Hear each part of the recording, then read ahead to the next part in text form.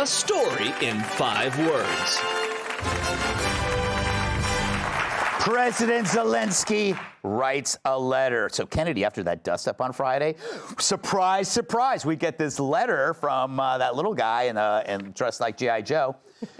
He writes, Ukraine's ready to come to the negotiating table as soon as possible to bring lasting peace closer. Nobody wants peace more than the Ukrainians. My team and I stand ready to work under President Trump's strong leadership to get a peace that lasts. We do really value how much America has done to help Ukraine maintain its sovereignty and independence. Regarding the agreement on minerals and security, Ukraine's ready to sign it at any time that is convenient for you. Wow. See, that meeting was done on purpose, wasn't it? That was a whole negotiation ploy. Well, I think he blew the meeting. And once he blew, I do think that Trump and Vance were ready to sign the deal and move forward and move into the next phase, hopefully peace. I know Elizabeth Warren, like, you can't spell Warren without war. You know, apparently she loves it now, but I think the rest of the world really wants peace in this conflict, you know, and Zelenskyy loves the money. And unfortunately for him, like, mass death and the money have been hand in hand. He's like, well, it's Ukraine, so I'll go ahead and take the money. And then he went back home and they were like, no, bro, like, we have to stop this immediately. You go back there right now. You apologize. You put on a nice shirt and you write a letter.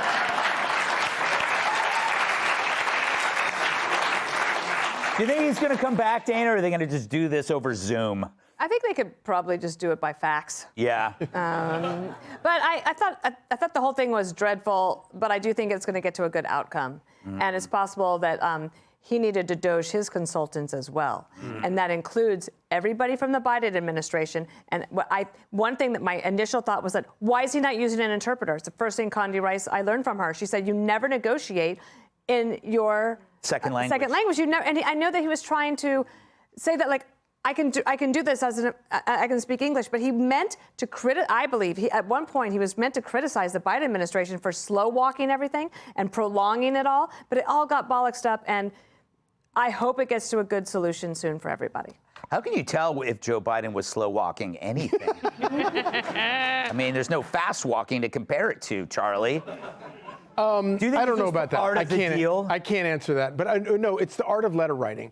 It's so great because everybody said after that catastrophe last week that he was going to have to apologize. So he didn't apologize. If you read that letter, he never apologizes. But it's a totally groveling, unctuous letter in which he gives Trump everything he wants, and it's going to all be wiped away because he wrote a letter. And so, you know, if you get in trouble, write a letter. It's like the best strategy. But you told your children? Yeah.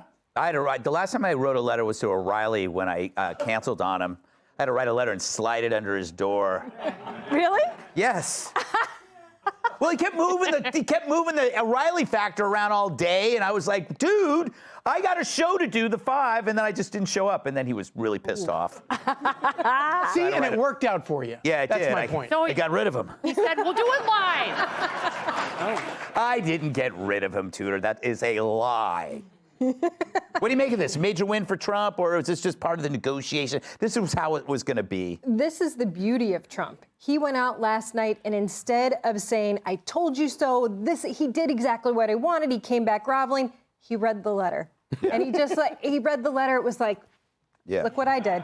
Yeah. And that's all he had to do. And everybody went crazy, like, oh my gosh, he got the letter. How did he do that? Because he's got the art of the deal. You know what? I think the lesson here is that we should all write more letters, right? Yes. After the show, write a letter to a relative. Tell them you need money. Tell them that if they don't get you money, they're dead to you. Tell them you're outside. Give them a P.O. box number. Tell them you're in a Mexican prison and you need the money right away. I've used that one before. All right. Our extra furry mice, twice as nice.